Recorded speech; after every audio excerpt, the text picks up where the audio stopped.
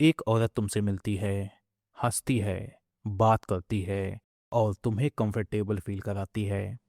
फिर तुम सोचते हो, यार कुछ तो बात है इसमें। लेकिन जब तुम उसमें इंटरेस्ट फील कर रहे थे और जब तुम उसकी आंखों में खो रहे थे, ठीक इसी समय वो तुम्हें स्कैन कर रही थी।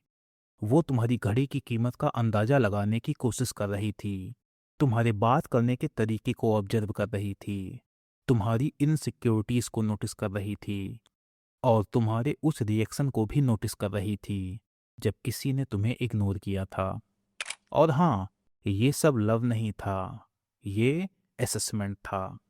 आज हम बात करेंगे उस साइकोलॉजी की जो कोई नहीं बताता। बोले तो फीमेल साइकोपैथ का सिलेक्शन गेम। यानी कि एक फीमेल साइकोपैथ कैसे मर्दों को चूज करती है और क्यों। और सबसे जरूरी बात, हम ये भी जानेंगे कि इसके पीछे की असली साइकोलॉजिकल मशीनरी क्या है। इसलिए वीडियो को बंद मत करना, क्योंकि जो मैं बताने वाला हूँ वो कहीं और नहीं मिलेगा। एक फीमेल साइकोपैथ रैंडमली किसी इंसान को नहीं चुनती, क्योंकि वो इम्पल्सिव नहीं होती, वो इमोशनल नहीं होती और ना ही वो किसी से प्यार कर सकती है। वो जब भी किसी इंसान को चुनती है तो वह एक cold, calculated, subconscious screening process होता है। यहाँ पर मैंने एक वर्ड का यूज किया है, सबकॉन्शियस। ये वर्ड इम्पॉर्टेंट है। यानी कि वो कॉन्शियस प्लानिंग नहीं करती और ना ही वो डायरी लिखती है कि आज मैं इसे स्कैन करूँगी। ये उसके ब्रेन की नेचुरल वायरिंग है। जैसे हमारा ब्रेन ऑटोमेटिकली अट्रैक्टिव फेस को नोटिस करता है, उसी तरीके से उसका ब्रेन ऑटोमेटिकली आपके अंदर की उन चीज़ों को नोटिस करता है जिन्हें एक्सप्लॉइट किया जा सकता है। यानी कि ये उसकी प्रोग्रामिंग होती है और इस प्रोग्रामिंग में 3 स्पेसिफिक टाइप्स के मर्द उसका टारगेट होते हैं। सबसे पहली कैटेगरी है रिसोर्स रिच मेन। ये वो आदमी होते हैं जिनके पास कुछ वैल्यूएबल होता है, जैसे कि financial stability, social status, strong network या फिर एक पावरफुल प्रोटेक्टर एनर्जी। अब सवाल उठता है कि वो ऐसे आदमी को ही क्यों चुनती है, क्योंकि सरफेस लेवल पर ये लोग सक्सेसफुल नज़र आते हैं, लेकिन डीप लेवल पर यही लोग रिसोर्स प्रोवाइडर भी हो सकते हैं। यहाँ बात सिर्फ पैसे या स्टेटस की नहीं है, बल्कि यहाँ पर एक बहुत ही सटल साइकोलॉजी काम कर रही होती है। यहाँ पर असली खेल होता है सिक्योरिटी एंड रिसोर्स एक्सट्रैक्शन का।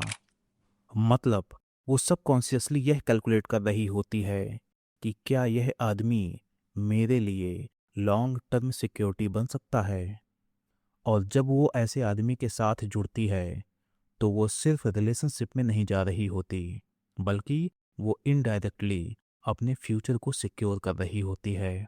उसके माइंड में एक साइलेंट कैलकुलेशन चलती रहती है कि अगर मैं इस आदमी के साथ इमोशनल बॉन्ड बना लूं तो मुझे स्टेबिलिटी मिलेगी, प्रोटेक्शन मिलेगा और सोसाइटी में मेरा स्टेटस भी एलिवेट हो जाएगा। और सबसे इंटरेस्टिंग बात यह है कि ये सब बहुत नेचुरली होता है।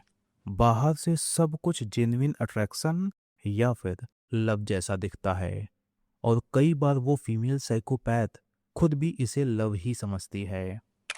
लेकिन अगर आप इसे डीपली एनालाइज करो तो यह होता है evolutionary programming and psychological opportunism का मिक्स, जहाँ पर इमोशंस तो रियल लगते हैं लेकिन उनके पीछे जबरदस्त कैलकुलेशन चल रही होती है। दूसरी कैटेगरी है इमोशनली सॉफ्ट मैन। ये वो लोग होते हैं जो बाहर से नॉर्मल दिखते हैं लेकिन अंदर से बेहद सेंसिटिव, एम्पैथेटिक और इमोशनली ओपन होते हैं। अब अगर इसे क्लियरली समझें तो इस कैटेगरी में 4 तरह के लोग आते हैं। पहले, वो लोग जिनमें एम्पैथी बहुत ज़्यादा होती है। ऐसा इंसान सामने वाले के दर्द को सिर्फ समझता ही नहीं है, बल्कि उसे गहराई से फील भी करता है और यही उसकी सबसे बड़ी स्ट्रेंथ होती है। लेकिन धीरे धीरे यही उसकी वीकनेस बन जाती है। तो जैसे मान लो कि आप एक एम्पैथेटिक इंसान हैं, तो साइकोपैथिक फीमेल सीधे तुम पर कंट्रोल बनाने की कोशिश नहीं करती। वो सबसे पहले तुम्हारी एम्पैथी को हुक करती है। फिर वो अपनी दर्द भरी कहानी, ट्रॉमा और स्ट्रगल्स की कहानियां इस तरह से सुनाती है कि तुम खुद उसे प्रोटेक्ट और हील करने की कोशिश करने लगो। और इसी प्रोसेस में तुम इमोशनली उसके कंट्रोल में आ जाते हो। लेकिन सच यह है कि जो कहानी तुम सुन रहे थे वो हमेशा सच नहीं होती। कई बार वो केयरफुली क्राफ्टेड इल्यूजन होती है। और फिर धीरे धीरे तुम्हें लगने लगता है कि अब वह वुमन तुम्हारी रिस्पॉन्सिबिलिटी है और तुम्हारी जिम्मेदारी है कि तुम इसे संभालो और हील करो। दूसरे वो लोग होते हैं जिनके अंदर सेवियर कॉम्प्लेक्स होता है। ये अंदर ही अंदर बिलीव करते हैं कि मैं किसी को बदल सकता हूँ, मैं किसी को फिक्स कर सकता हूँ और मैं किसी को हील कर सकता हूँ। और यही बिलीफ उनका ट्रैप बन जाता है। क्योंकि रियलिटी यह है कि साइकोपैथिक पर्सनैलिटी फिक्स होना ही नहीं चाहती। उसे हीलिंग चाहिए ही नहीं, उसे चाहिए अटेंशन और कंट्रोल। इसके बाद वो फीमेल साइकोपैथ इस सेवियर कॉम्प्लेक्स वाले आदमी को बार बार हर्ट करती है। लेकिन ये सेवियर कॉम्प्लेक्स वाला इंसान बार बार हर्ट होने के बाद भी उसे छोड़ नहीं पाता। क्योंकि उसके अंदर एक इल्यूजन होता है कि वो एक दिन उसे हील कर लेगा और एक दिन सब ठीक हो जाएगा। तीसरे वो लोग होते हैं जिनकी ट्रॉमा हिस्ट्री होती है। अगर किसी आदमी का पास्ट इमोशनली पेनफुल रहा है तो वो आदमी पहले से ही अंदर वल्नरेबल होता है।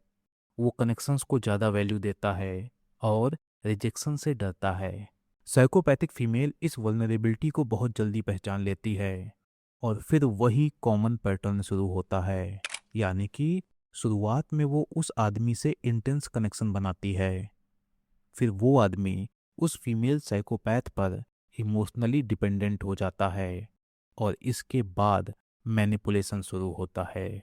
और हाँ, ये सब वो वुमन कॉन्शियस तरीके से नहीं करती, बल्कि ये उसकी डिफ़ॉल्ट प्रोग्रामिंग होती है। और चौथे वो लोग होते हैं जिनमें फियर ऑफ अबंडनमेंट बहुत स्ट्रांग होता है। क्योंकि जिनके अंदर लोगों को खोने का डर ज़्यादा होता है, उन्हें कंट्रोल करना भी आसान होता है। क्योंकि ऐसे लोग बाउंड्रीज सेट नहीं कर पाते और ना नहीं बोल पाते। ऐसे लोग डिसरिस्पेक्ट को भी टॉलरेट करते हैं क्योंकि वो अकेले नहीं होना चाहते। और यहीं से एक डेंजरस साइकिल शुरू होता है जहां पेन और अटैचमेंट एक साथ जुड़ जाते हैं। इसे ही कहते हैं ट्रॉमा बॉन्डिंग। अब तीसरी कैटेगरी है रेपुटेशन सेंसिटिव मैन। ये वो आदमी होते हैं जो अपनी इमेज को लेकर बहुत कॉन्शियस होते हैं। उन्हें इससे फर्क पड़ता है कि लोग उनके बारे में क्या सोचते हैं, फैमिली में उनकी रेस्पेक्ट कैसी है और समाज में उनकी इज्जत कैसी है। सीधे शब्दों में, लोग क्या कहेंगे, यह फ्रेज उनके डिसीजंस को काफी हद तक इन्फ्लुएंस करता है। अब सवाल है कि ऐसे लोग फीमेल साइकोपैथ का टारगेट क्यों बनते हैं?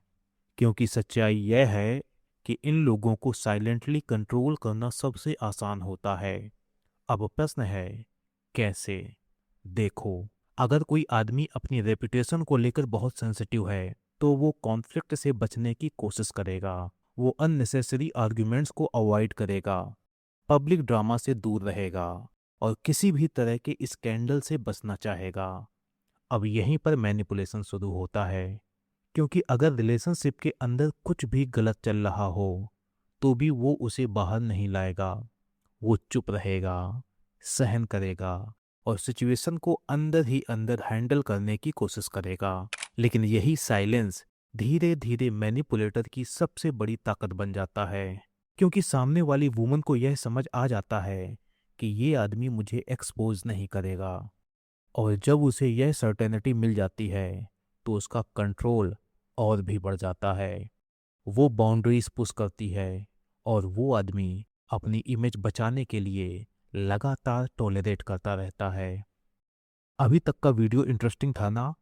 इस वीडियो के आगे का हिस्सा और भी ज़्यादा पावरफुल है, लेकिन इससे पहले ये सुनो। अगर आप अपनी प्रॉब्लम का सॉल्यूशन मेरे से जानना चाहते हैं तो स्क्रीन पर दिए गए नंबर पर व्हाट्सएप मैसेज करके मेरे साथ 1-to-1 कॉल बुक कर सकते हैं। और अगर आपने अभी तक हमारे मोबाइल एप्लीकेशन को डाउनलोड ना किया हो, तो फिर गूगल प्ले स्टोर में जाइए और हमारे मोबाइल एप्लीकेशन को डाउनलोड कर लीजिए। वहाँ आपको ह्यूमन साइकोलॉजी से जुड़े कुछ कोर्सेज मिलेंगे, उन्हें देखते रहिए। मैं ज़्यादा बड़ी बात नहीं कर रहा, लेकिन वो कोर्सेज आपके अंदर जो मेंटल क्लैरिटी लाएंगे, उस मेंटल क्लैरिटी के दम पर आप लाखों करोड़ों लोगों से आगे हो सकते हैं। और सबसे बड़ी बात, वो कोर्सेज आपकी लाइफ को बेहतर बना देंगे। मोबाइल एप्लीकेशन की पूरी डिटेल इस वीडियो के कमेंट बॉक्स में दी गई है। आपने देखा कि किस तरह अलग अलग तरह के लोग अलग अलग रीजंस की वजह से एक फीमेल साइकोपैथ का टारगेट बनते हैं। किसी के पास रिसोर्सेज होते हैं, कोई इमोशनली सॉफ्ट होता है, कोई अपने पास्ट की वजह से वल्नरेबल होता है और कोई अपनी रेपुटेशन के कारण चुप रहता है। लेकिन अब सबसे बड़ा सवाल है कि वो यह सब पहचानती कैसे है। अब यही है सबसे इम्पॉर्टेंट पार्ट, यानी कि द साइकोलॉजिकल स्कैन। ये सिलेक्शन अचानक नहीं होता, बल्कि ये स्लो ऑब्जर्वेशन से होता है।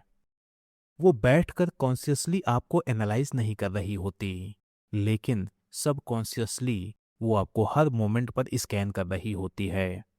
आप क्या बोलते हो, कैसे रिएक्ट करते हो, कितनी जल्दी अटैच हो जाते हो, सब कुछ ऑब्जर्व किया जा रहा होता है। तो सबसे पहला सिग्नल, अगर आप बहुत जल्दी इमोशनल बातें शेयर कर देते हो, अपना पास्ट, अपनी फीलिंग्स, अपनी वल्नरेबिलिटीज को खोल देते हो, तो यह एक क्लियर इंडिकेशन होता है कि आप जल्दी अटैच होते हो। और यही जल्दी होने वाला अटैचमेंट आगे चलकर उसका लीवरेज बन जाता है। दूसरा सिग्नल है वैलिडेशन। अगर आपको बार बार रीएश्योरेंस चाहिए, अप्रूवल चाहिए, लोगों के शब्दों से अपनी वैल्यू डिसाइड करते हो, तो इसका मतलब है कि आपकी सेल्फ वर्थ आपके अंदर से नहीं आती, बल्कि दूसरे लोगों पर डिपेंडेंट है। और जिस इंसान की सेल्फ वर्थ बाहर से आती है, उसे कंट्रोल करना बेहद आसान होता है, क्योंकि उसे हमेशा किसी और का अप्रूवल चाहिए होता है। तीसरा सिग्नल है कि आप कितनी आसानी से दूसरों को माफ कर देते हो। अगर आपकी बाउंड्रीज क्लियर नहीं है, आप बार बार दूसरों की गलतियों को इग्नोर कर देते हो, तो सामने वाले के लिए यह एक ग्रीन सिग्नल बन जाता है। उसे समझ आ जाता है कि मैं गलती करूंगा, थोड़ा रिग्रेट करूंगा, और ये इंसान फिर से मान जाएगा। फिर धीरे धीरे ये छोटे छोटे सिग्नल्स मिलकर एक पूरा पैटर्न बना देते हैं, और उसी पैटर्न के आधार पर वो ये डिसाइड करती है कि वो आपको किस हद तक कंट्रोल कर सकती है। अब यहाँ एक और गहरा सवाल उठता है कि आखिर यह सब होता क्यों है, और क्यों कुछ लोग बार बार ऐसे ही पैटर्न्स में फंस जाते हैं। इसका आंसर सिंपल नहीं है, क्योंकि इसके पीछे तीन चीजों का कॉम्बिनेशन होता है: human psychology, evolutionary wiring and unresolved trauma. Psychopathic personality connection को इम्पोर्टेंस नहीं देती, वो इमोशंस को नहीं समझती, वो सिर्फ पावर डायनेमिक्स को समझती है। वो देखती है कि कौन डोमिनेट कर सकता है और कौन आसानी से डोमिनेट हो सकता है। और अगर उसे कोई ऐसा इंसान मिल जाए जो अंदर से इनसिक्योर हो, बाहर से रिसोर्सफुल हो और सोसाइटी के डर से चुप रहने वाला हो, तो उसके लिए वो एक परफेक्ट टारगेट बन जाता है। तो सच्चाई ये है कि आपको हर कोई नहीं चुनता, लेकिन जो आपको चुनता है उसके पीछे एक साइकोलॉजी होती है। और अगर आप अनअवेयर हैं, तो आप अननोविंगली किसी के टॉक्सिक गेम का हिस्सा बन सकते हैं। इसलिए अवेयरनेस जरूरी है। अपने पैटर्न्स को पहचानो, अपनी वीकनेसेस को पहचानो, क्योंकि मैनिपुलेशन वही होता है जहां अवेयरनेस नहीं होती। एक बात और याद रखो कि लव ब्लाइंड नहीं होता, ब्लाइंड होता है हमारा परसेप्शन। और जिस दिन आपने खुद को समझ लिया, उस दिन कोई भी आपको आसानी से कंट्रोल नहीं कर पाएगा।